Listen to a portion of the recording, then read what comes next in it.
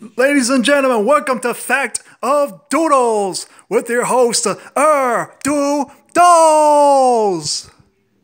Everybody!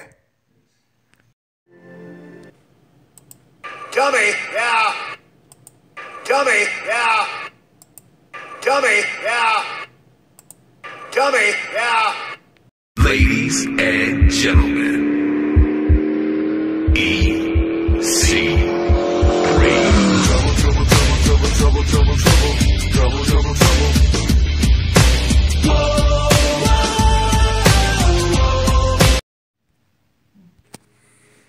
What's up, YouTube? This is Erdoodles doing the Erdoodles show, and I believe it's this Sunday or so. I don't know, but it was at Ring of Honor's Best in the World. Cody Rhodes, for the first time in his career, he won the Ring of Honor or ROH World Heavyweight Championship, and it's his first world title he's ever won in pro wrestling history since he joined pro wrestling on TV, since he debuted in WWE back in 2007 or 8. Yeah, it's a pretty big deal for Cody Rhodes. You know, he's never won any world championship. Ever since he's been wrestling on national television, or any major wrestling company. Never in WWE, never TNA. And he's in New Japan Pro Wrestling. He never even won the IWGP World Heavyweight Championship.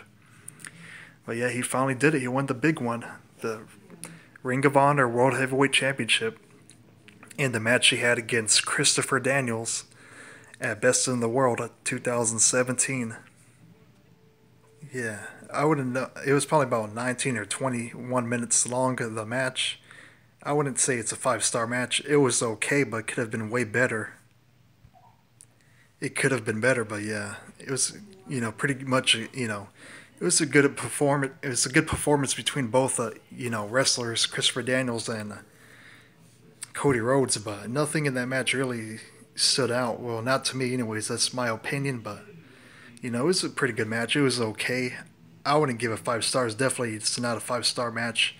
I don't know. I don't think I'd even give it 1 star, but if I had to, maybe it'd be 1 star, but I don't think it even deserved that. I don't know. The match could have been better, Yeah, the match could have been better, but you know how it is.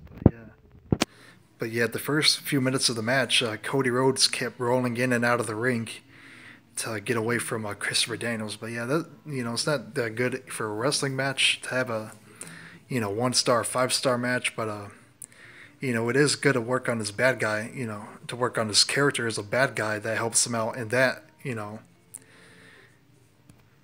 helps him out, in that position character-wise, but, not for a good match. That don't really help him out, but storyline-wise, yeah, for his character, like I said, yeah, that helps him out there. And in the beginning of the match, Cody Rhodes busted his lip open. He was bleeding, but he continued, fought through, and he won the big one. And the thing we want to know next, what's next for Cody, and will he defend the world title and give Christopher Daniels a rematch? We'll find out. Hello, YouTube. This is Erdoodles, hosting the Erdoodles show, and I have to do 2 separate videos. Maybe I have to do more after this second one video, because it's acting up, on the time I had to record this. But anyways, I want to talk about Sienna. Sienna faced Christina Von Eerie, who made her debut. I mean, not debut, but Sienna faced Christina Von Eerie on the May 5th edition of TNA Impact Wrestling. She faced her last month, in May, and for the GFW Women's Championship. Christina Von Eerie was the women's champion of GFW, and Sienna beat Christina Von Eerie for the GFW Women's Championship. The match, I wouldn't give it 1 star or anything like that. It was only 3 minutes and 35 seconds, just about approximately, yeah. But, I think they could have given it more time, It could have been, a potential match of the year, knockouts match of the year, for the knockouts division, women's match of the year, Christina Von Eerie versus Sienna for the GFW Women's Championship. But, TNA kind of dropped the ball on that one. But they're both two good competitors, so I haven't seen that much of Christina Von Eerie. Only seen her since May, or actually, Christina Von Eerie came in April of 2017. So she's only been in TNA about April, May, June, about 2 months or so. Whenever GFW and Impact Wrestling merged or whatever, or whenever they was announced. Actually, yeah, sometime at the end of April or whatever. But yeah, sometime by the end of April, yeah. So I was kind of frustrated that thing. I thought I unpaused it, but it was still unpaused, this stupid thing on the phone. Anyways, yeah, for the match of Christina Von Eerie and Sienna for the GFW Women's Championship, it could have at least gone on for 10 minutes. That would have been at least a 1 or 2 star match. It could have got 1 to 3 stars or 4 stars in 10 minutes, if they had done a lot in that, amount of time. But I don't know what TNA's doing, it's just crazy. And I don't think, if I remember correctly, I don't think Christina Von Eerie got a rematch for the GFW Women's Championship, but she should have. Okay, as I was saying, I don't know if Christina Von Eerie got a rematch for the GFW Women's Championship. I kind of forgot. It's been about a month or two, last month of May. But if Christina Von Eerie didn't get it, I believe she deserves to get a rematch for the GFW Women's Championship. Like any champion, who loses their title, the first time they deserve to get a rematch, whenever they have their next match, should be for the title that they lost the previous week or day, depending what show and what match they're having, Anyways, in Magnus's case, Magnus was the GFW Global Champion. He lost to Alberto El Patron last month in May. Yeah, he lost the GFW Championship. Magnus lost it to Alberto El Patron. Alberto El Patron won his first GFW Global Championship. Yeah, that's GFW's major championship, which is basically, as prestigious as a world title, in any wrestling company, their major title. That's the GFW Global Championship is to the Global Championship. But anyways, Magnus, I remember Magnus was he was talking to Bruce Pritchard the next week after he lost the title, and he was saying that he deserves a rematch. He really did. Even though he's a heel, it don't matter, heel or not, bad guy, good guy, heel or babyface, he deserved the rematch. Bruce Pritchard was saying, you don't deserve to go around, deserving whenever you get a title shot or whatever, blah, blah, blah, bunch of baloney. But I disagree with Bruce Pritchard. I don't care if he's the good guy. He's wrong in many ways, or in 1 or 2 ways. Because of wrestling, it's traditional. Well, not traditional, but the rules are. And it's in any sport, even boxing, any sport that comes with championships. The thing is, if you lose a championship, if the champion loses to the opponent, the former champ deserves to get a rematch to claim his title back. He deserves a title match to win back his title. You're not supposed to, if you're running the business, the brand or whatever, owner of the company, it's not right to screw people over. You shouldn't stop someone from getting their rematch for the title that they lost, from the last match they had together. If he or she lost the title, they deserve a rematch to claim that championship back. You don't screw them over and keep them from their title match, from their rematch clause to claim back the championship they lost. It's just like if Chris Jericho, he lost his championship to Batista. He lost his championship to Batista, and then he wants his rematch next week for the championship he lost, but they don't give it to him. They just let him be in the match with Batista without the title on the line. You know, that'd be stupid. What I was saying, that would be stupid, and that wouldn't be right if they gave Chris Jericho, you know, Chris Jericho, like I was saying, if he lost his world title or lost, his world title to Batista, and he gets his rematch the next week, but it's not for the title, you know, that would be wrong. That would be stupid, you know. You know, it'd be unfair, you know, if they didn't put Batista's world title on the line to give the former champ Chris Jericho his rematch for the world title, which he lost the following week, the week before, you know. And that same thing goes for Christina Von Eerie if she didn't get her GFW Women's Championship rematch. I can't remember. I don't think she got the rematch for that. And it goes for Magnus too, you know. He should have got his GFW Global Championship rematch, but he didn't get it. I don't know what TNA's doing down there, but that's stupid though. What kind of storyline is that where the champ loses his title and then he requests a rematch? Well, he didn't even have to request it, but he does not get his rematch to reclaim the title he lost one time. It's not fair, you know. You can't deny him if he did not get his rematch one time. If he loses his first opportunity to reclaim it in the match, then of course, you know, he don't deserve a second rematch for the world title or the Indie Championship he lost. But it goes for anybody. But if a guy loses, or a woman in pro wrestling loses their championship, and you don't give them their rematch at any time of the year, that's not right. It's not fair, you know. And that's not a good storyline. It's stupid, you know. It confuses the fans. Because for many years, just about everyone would get a rematch for the championship they lost. And just like when CM Punk, I think he lost his championship to The Rock, and then he faced The Undertaker. Before he faced The Undertaker, CM Punk, he never got his rematch against The Rock. You know, they gave that to John Cena instead, you know, in the storyline, I believe. But I don't know, it's stupid. I don't know what they're thinking with these storylines. But yeah, that's what I mean if I'm correct on that part of CM Punk. I don't think he got his rematch for that championship. He lost to The Rock, you know. But who would you rather see at Slammiversary face Bobby Lashley? Magnus or Alberto El Patron, Alberto Del Rio? I mean, I like Alberto El Patron. I don't hate him, but Magnus, if I was a wrestling promoter and if I was the owner of a wrestling company, I would want someone more popular and who's big with the fans. Moreover, someone who's well known, real entertaining. I'd rather have him, you know, being the main event, being the top card for the world title, you know. I wouldn't want anyone less popular, anyone like Alberto El Patron. I don't hate him, but I'm just saying if I had to choose between him and Magnus, you know, I would choose Magnus over El Patron.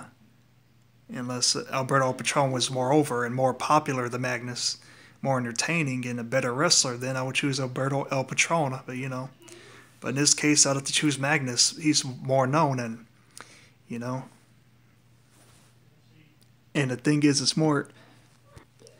it's arrogant for Bruce Pritchard to say Magnus, you know, shouldn't go around saying that he deserves a rematch for the world title or the global championship. But he's wrong. But he's wrong though. Bruce Pritchard, he's arrogant. You shouldn't be saying that Magnus don't deserve the rematch for his global championship. That's real stupid to say. You know, he does deserve it. Alberto El Patron don't deserve to be the champion. You know, he only had like 4 matches for the company. You know, he hasn't really done nothing for TNA since coming into the wrestling company. You know, Magnus has been with TNA longer. He's been more loyal. I know he was gone for about 2 years with GFW, but still, though, he came with the title, though. He was global champion in the Indies, or in Global Force Wrestling, for 2 years. Yeah, he held the title for 2 years. For 2 years, he held that title and didn't lose it. It's real arrogant to say he don't deserve a rematch, let alone anybody. Everybody gets a rematch who loses their championship once. They get one rematch at least. You know, that they don't have to earn because they lost the championship only once. So, yeah, they deserve it without having to earn it. It's arrogant to say, especially a guy like Magnus, he held that championship for 2 years. He held the global championship for 2 years. It's real arrogant, especially for Magnus, in his case, to say he don't deserve a rematch for his title, which he held for 2 years straight without losing. But anyways, that's just, you know, like Don Tony and Kevin Castle say, that's storyline stupidity, you know. I think that's real crazy, how they're doing that. The storyline, it don't make any sense. I don't know. It's something else. But anyways, when it comes to the GFW Women's Championship and the Knockouts Championship, the unification match, Sienna is the GFW Women's Champion, who's going to be facing Rosemary, the Knockouts Champion, the TNA Knockouts Champion. At Slammiversary, they're going to face each other for a unification match. So I don't know. I guess they're going to unify both titles. I hope they don't get rid of the Knockouts Championship. I hope they don't get rid of any of them, but they unify them. Just call it the GFW Knockouts Championship, and then you could use the company name for TNA also, and have the same thing happen whenever Alberto Patron, the GFW Global Champion, faces Bobby Lasley for the TNA World Heavyweight Championship, and unify those titles, and then you call it the GFW Championship. Or I don't know, that wouldn't work because I don't know, the TNA World Championship's more prestigious. I'd rather have that as the main title, and especially if you unified them, just call it the TNA Unified Championship, kind of like what they did with AJ Styles and Magnus. The storyline when they were both TNA World Champion, because AJ Styles walked out with the world title and went to Japan and went to defend at different places. And then Magnus, they had a tournament for a new TNA World Champion since AJ walked out with the title. And Magnus won the tournament, won the TNA World Championship. AJ Styles came back and they were both TNA World Champion, and then they had that match, which is AJ Styles' last appearance in TNA. They had AJ Styles versus Magnus. They were both TNA World Champion, but it was to become the TNA Undisputed World Champion, Undisputed Champion, yeah. And I think they should do that same storyline with AJ and Magnus, when Magnus beat AJ to become the World Champion. To become Undisputed, the Undisputed TNA World Champion. I think that, if they can do a unification match at Slammiversary, I think they should do it, those two matches, they should do the same way like they did with AJ and Magnus back in 2014. They should do that with Rosemary, the Knockouts Champion, and Sienna, the GFW Women's Champion, and Alberto Patron, the GFW Global Champion, and Bobby Lashley, the TNA World Champion. They should do that, since those titles are unification matches, they should do it where they combine both them titles in Bobby Lashley and Alberto Patron's match, and in Sienna and Rosemary's match. They should unify those two titles in both the matches, and at least call since the TNA is more prestigious than GFW, you call the Knockouts, when you unify the GFW Women's Championship and the TNA Knockouts Championship, you could just call it the GFW Knockouts Championship. And then when you have Bobby Lashley, Alberto Patron's match for the GFW and the TNA World Heavyweight Championship unification, or for the Global and TNA World Championship, whenever you unify both those titles, just call it the since TNA is more prestigious, just call it the TNA Undisputed World Heavyweight Championship for a while. Then just change it back to the TNA World Heavyweight Championship like they did many times in the past, which is kind of dumb, but whatever, figures. But anyways, yeah, that's how you should do it, And then after that you could start the company name change. So they're using the stupid brand name, Impact Wrestling. That don't sound like a company. It's as good as a brand name, but instead of using that as the company name, you could use GFW as the company name. You call it GFW Impact. After the unit, you could call it GFW Impact, the show for now on. That could start after they unify them titles, like I mentioned. It could be the GFW Knockouts Championship, the TNA Undisputed World Heavyweight Championship, and then you have GFW Impact, Global Force Wrestling Impact. And TNA will have a company name again, since they dropped the TNA name, in storyline.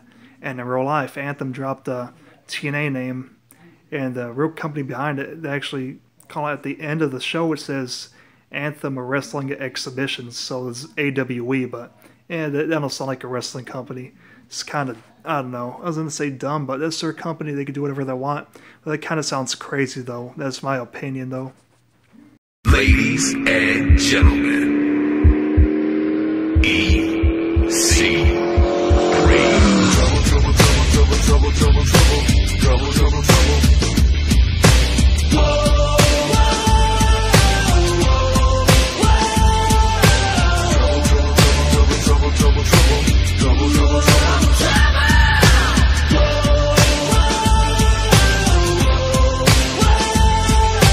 I've been fighting all my life for the man I am inside. I believe the plan for me is plain to see. A man of steel, a fast machine, my pockets full of cash and bling. Greatness is my only destiny. Trouble, trouble, trouble, trouble, trouble, trouble, trouble, trouble, trouble, trouble.